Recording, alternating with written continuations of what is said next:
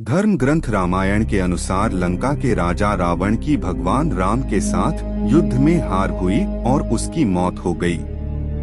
रावण की मौत के बाद लंका में चल रहा युद्ध समाप्त हो गया।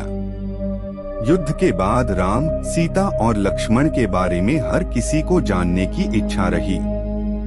लेकिन युद्ध के बाद रावण की पत्नी मंदोदरी का क्या हुआ, शायद ही कोई जान पाया और कम ही लोगों ने इसके बारे में जानने की कोशिश भी की।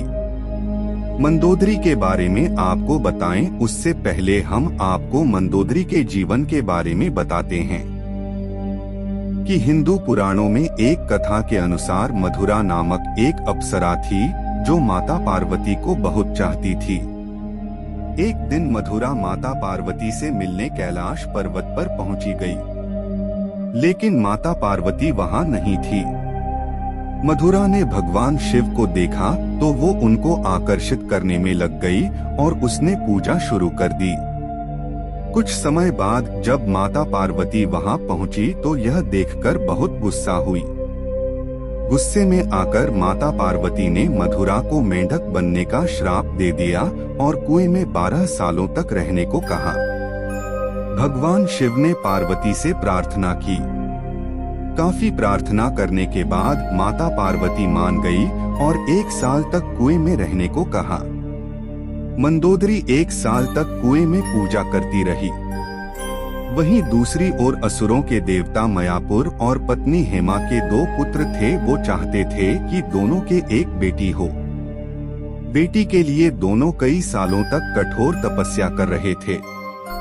इसी दौरान 1 साल बाद मधुरा कुएं में असली रूप में आ गई और मदद के लिए पुकारने लगी। मधुरा की आवाज सुनकर मयासुर ने पूजा समाप्त की और मधुरा को गोद में उठाया। मयासुर ने इस लड़की का नाम मंदोदरी रखा।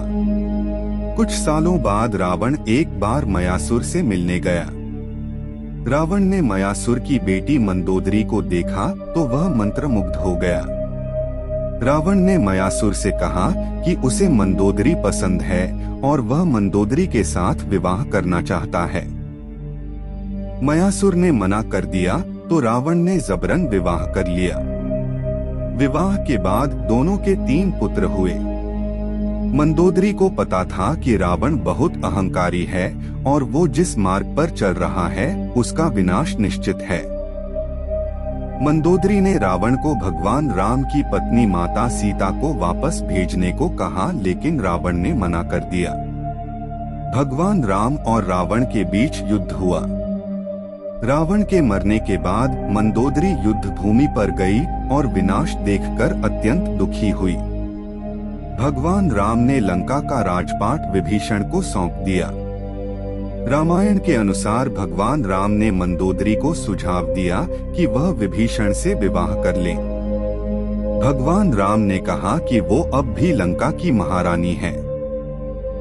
ये कहकर भगवान राम वापस अयोध्या लौट गए। कहा जाता है कि उसके बाद मंदोदरी ने खुद को महल में कैद कर लिया। काफी समय तक मंदोदरी ने किसी से कोई संपर्क नहीं रखा। काफी लंबे समय के बाद वह पुनः अपने महल से निकली और विभीषण से शादी करने को तैयार हुई। अगर चैनल पर नए हैं तो चैनल को सब्सक्राइब कीजिए।